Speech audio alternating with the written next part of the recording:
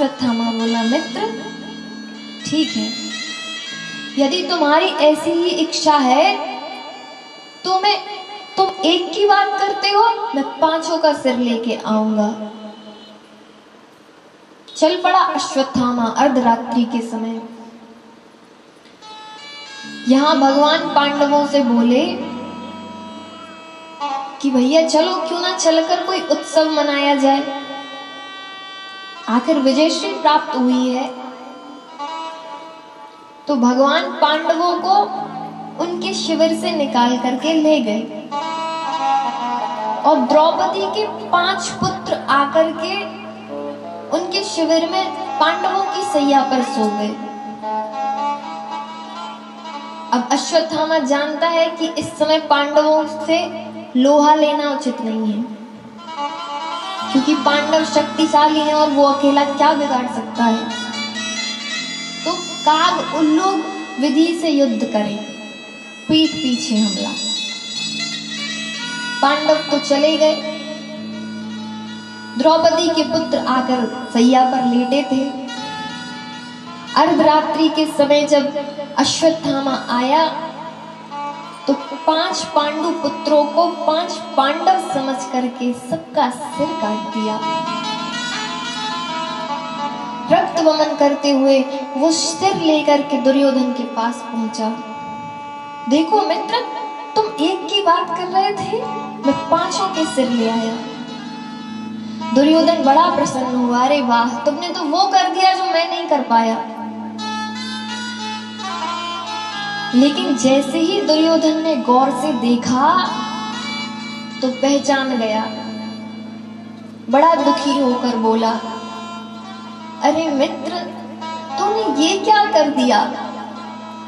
इनने मेरा क्या बिगाड़ा था? ये पांडव नहीं, पांडव पुत्र हैं। इन्हें मारकर तो तूने मेरे वंश में कोई पानी देने वाला भी नहीं छोड़ा। इतना कहकर दुर्योधन का प्राणांत हो गया। दुर्योधन को क्या है कि श्राप था। ये बचपन में संत महात्माओं के यहाँ जाता और उनके भगवान के बर्तन उठा के ले आता और जाके संतों के सामने नदी में फेंक देता। संत पितामह भीष्म से शिकायत करते तो झूठा रोने लगता। तो एक बार संतों को क्रोध आ गया इसकी हरकतों पर, तो संतों ने श्राप दे दिया था कि जिस समय तू हंसेगा और रोएगा तभी तेरी मृत्यु हो जाएगी। तो आज दुर्योधन पहले प्रसन्न हुआ और बाद में दुखी हुआ और तुरंत इसका प्राणांत हो गया। यहां अश्वत्थामा ने विचार किया कि अब पांडव मुझे नहीं छोड़ेंगे।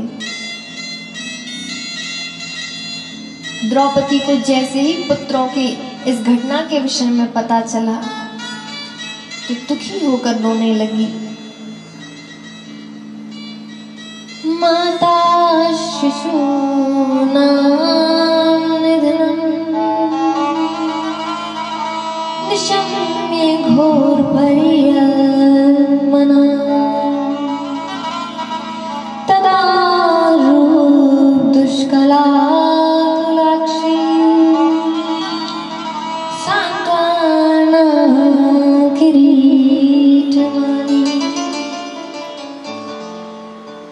जोर जोर से रुदन कर रही है। पुत्रों को देखा नहीं जा रहा। द्रौपदी की ये दशा देखकर अर्जुन को क्रोध आ गया। तुरंत अपना गांडीव उठाया और प्रतिज्ञा कर ली, द्रौपदी चिंता मत कर, जिस दुष्ट ने भी ये दुस्साहस किया है उसे तेरी आंखों के सामने लाकर मृत्यु दंड दूंगा। और इतना कहकर गोविंद के द्वारा संचालित रथ में बैठकर अश्वत्थामा का पीछा करने लगी।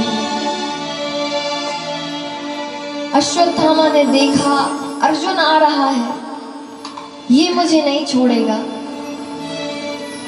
तो डर के मारे अश्वत्थामा ने ब्रह्मास्त्र चला दिया। ब्रह्मास्त्र को आकर देखा तो अर्जुन घबरा गए। तुरंत श्री कृष्ण की शरण में पहुंचे। कृष्ण कृष्ण महाभावो भक्त नाम भयंकरा। हे प्रभु रक्षा कीजिए, रक्षा कीजिए। अश्वत्थामा के द्वारा चलाया हुआ ब्रह्मास्त्र मुझे मारने के लिए आ रहा है। चरण पकड़ रखे हैं प्रभु के। भगवान ने उठाया, अर्जुन चिंता मत करो, तुम्हें भी तो ब्रह्मास्त्र चलाना आता है, तुम भी चलाओ। अर्जुन ने भी ब्रह्मास्त्र चलाया। दोनों ब्रह्मास्त्र आपस में टकराए और शांत हो गए।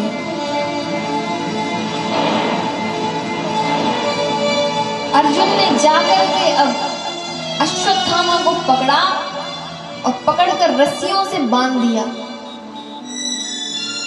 भगवान ने कहा, अर्जुन ये क्या कर रहे हो, इसे बांध क्यों रहे हो? यही मृत्यु दंड दे दो। इसने तुम्हारे सोते हुए अबोध बालकों को मारा है। ये आताताई है, इसे मत छोड़ना, मार डालो। अर्जुन बोले, सरकार इसे छोड़ने वाला तो मैं भी नहीं हूं, लेकिन मैंने द्रौपदी के सामने ये प्रतिज्ञा की थी कि द्रौपदी तेरे सामने लाकर ही इसे मृत्यु दंड दूंगा, इसीलिए द्रौपदी के पास ले जा रहा हूं। अर्जुन बुरी तरह रस्सियों में जकड़े अश्वत्थामा को लेकर के द्रौपदी के सामने गए और चरणों में पटक दिया। द्रौपदी देख, यही है तेरे पुत्रों का हत्यारा।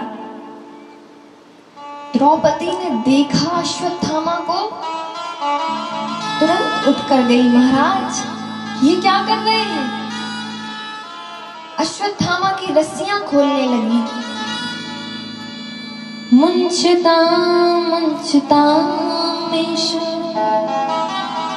ब्राह्मणो मित्रा गुरु। महाराज ये आप क्या कर रहे हैं? ये ब्राह्मण देवता है और ब्राह्मण होने के साथ साथ आपके गुरु पुत्र भी हैं, और गुरु पुत्र तो गुरु के समान वंदनीय होना चाहिए। फिर आपने इसे बांध रखा है पशुओं की भांति। अरे भूल गए अपने गुरु के एहसानों को?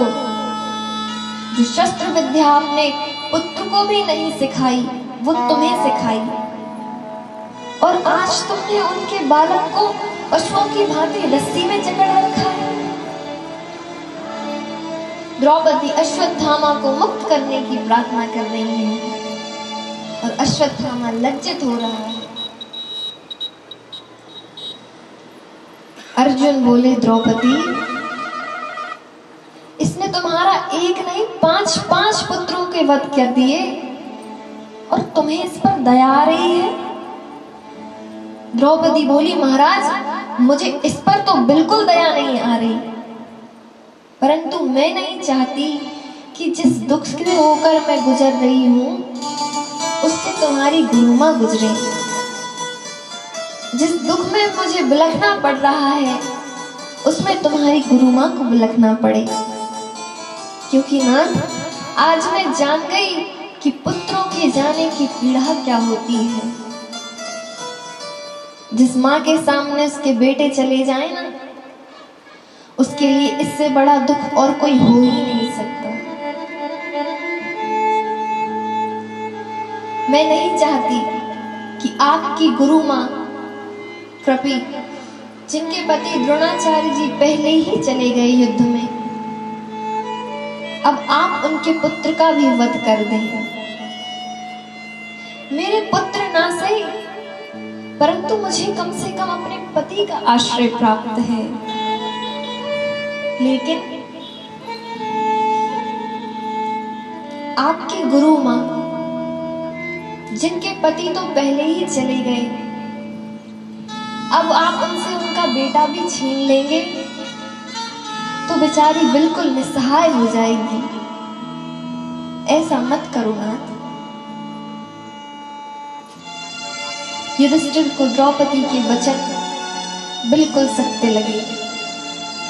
तुरंत अर्जुन को आदेश दे दिया, अर्जुन, द्रौपदी बिल्कुल सत्य कह रही है।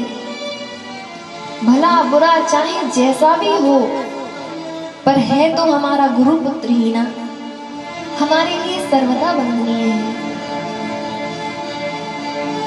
छोड़ दो इसे। क्रोध में भरे भीमसेन बोले, तुम सब यदि इसे छोड़ भी दो ना, तो मेरे हाथ से इसे बचाने वाला कोई नहीं है। मैं इसे किसी भी कीमत पर नहीं छोड़ूंगा, क्योंकि भैया ने आदेश दिया है। तो अर्जुन भी बोले, भैया मैं भी द्रौपदी को वचन दे चुका हूं कि द्रौपदी तेरे सामने लाकर मृत्यु दंड दूंगा अपराधी को। अब मैं भी इसे नहीं छोड़ूंगा। अब तो महाराज बड़ा भारी द्वंद्व छिड़ गया। दो कह रहे हैं कि हम नहीं छोड़ेंगे, दो कह रहे हैं कि नहीं छोड़ दो। जब बात बहुत उलझती गई तो अर्जुन द्वारिकाधीश की शरण में गए। प्रभु वहीं मौन खड़े खड़े सब सुन रहे हैं, बोल नहीं रहे। सरकार अब आप ही कुछ कीजिए।